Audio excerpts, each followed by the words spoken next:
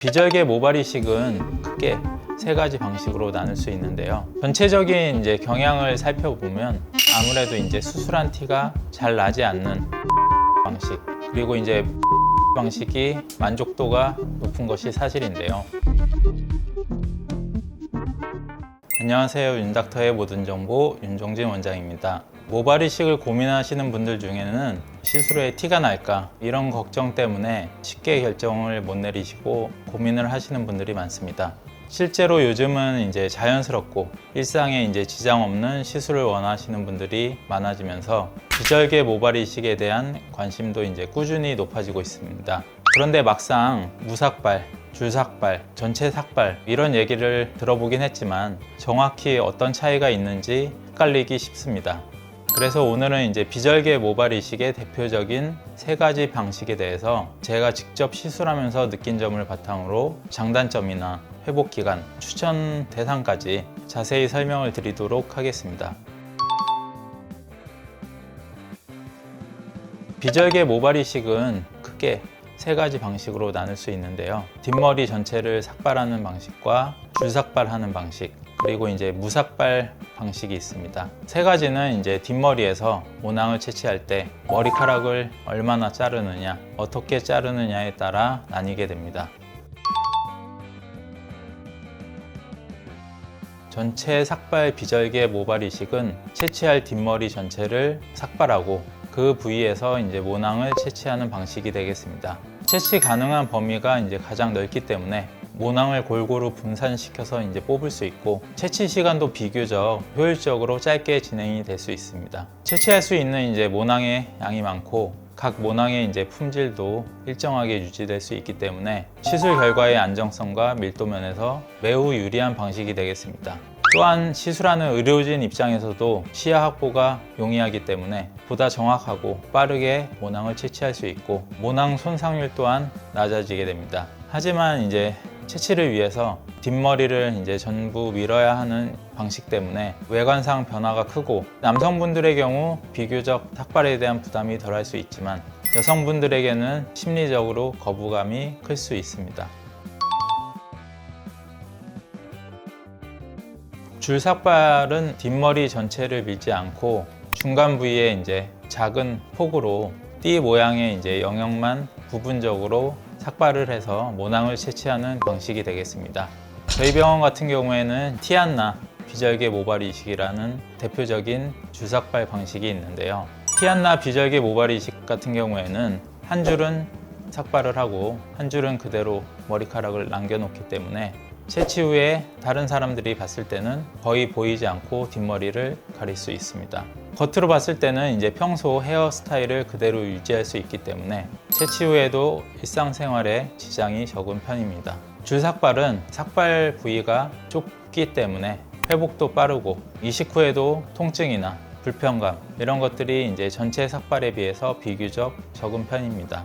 다만 채취할 수 있는 범위가 다소 제한적이기 때문에 수술 시간이 좀 길어지고 모낭을 고르게 분산해서 채취하는 전체 삭발보다는 제약이 따를 수 있습니다. 무삭발이라는 말 그대로 삭발을 하지 않고 채취하는 방식이 되겠는데요. 뒷머리카락 그대로를 전혀 자르지 않고 그대로 남겨둔 채 모낭을 하나하나 채취하는 방식이 되겠습니다. 저희 병원 같은 경우에는 진짜 무컷 모발 이식이 대표적인 방식이 되겠는데요. 이 시술 방법은 삭발을 전혀 하지 않기 때문에 수술 후 바로 일상생활로 복귀할 수 있다는 점이 가장 큰 특징이 되겠습니다. 하지만 이 방식은 채취자의 입장에서는 굉장히 까다로운 방식이 되겠습니다. 긴 머리카락 사이사이로 채취할 좋은 모낭을 찾아야 하기 때문에 고배율의 확대경을 착용해서 정교한 작업을 진행해야 되고 또한 머리카락들이 그대로 남아 있어서 시야 확보가 어렵기 때문에 채취하는데도 시간이 오래 걸릴 수밖에 없습니다. 또한 이 방법은 의료진의 숙련도가 매우 중요하게 될 수밖에 없고 모낭 손상률을 최소화시키기 위해서는 경험이 많은 시술자에게 받는 것이 필수가 되겠습니다. 또한 겉으로 봤을 때도 채취한 흔적이 전혀 없기 때문에 모발 이식을 받았을 때도 심리적 부담이 매우 적다는 것이 장점이 되겠습니다. 뒷머리를 전체 삭발하는 비절개 방식은 이식 부위와 채취 부위가 모두 드러날 수밖에 없기 때문에 외관을 회복하기까지는 짧게는 3, 4일, 길게는 한 일주일 정도까지의 여유가 필요하게 됩니다. 붓기나 딱지가 생기게 되면 한 열흘 정도 걸려서 대부분 가라앉게 되고요. 줄삭발 방식 같은 경우에는 뒷머리 일부만 줄로 삭발하기 때문에 위아래 머리로 충분히 가릴 수 있어 겉으로는 거의 티가 나지 않습니다. 수술 후 며칠이 지나게 되면 채취 부위의 딱지들이 떨어질 수 있고 일상생활에도 큰 지장 없이 복귀가 가능합니다. 무삭발 방식 같은 경우에는 채취 후에도 뒷머리 외관 변화가 거의 없기 때문에 회복 부담이 가장 적은 방식이 되겠는데요. 하루 이틀이면 충분히 출근이나 외출이 가능한 상태가 됩니다. 특히 바쁜 일정 속에서도 티가 안 나게 시술받고 싶은 분들께 가장 적합한 방식이 되겠습니다. 전체적인 경향을 살펴보면 아무래도 수술한 티가 잘 나지 않는 줄삭발 방식, 그리고 무삭발 방식이 만족도가 높은 것이 사실인데요. 줄삭발 방식은 겉으로 봤을 때 평소와 거의 똑같은 머리 모양을 유지할 수 있고 비교적 가격도 중간 정도의, 그리고 충분한 양의 모낭을 채취할 수 있기 때문에 균형이 잘 맞는 수술 방법이라고 할 수 있습니다.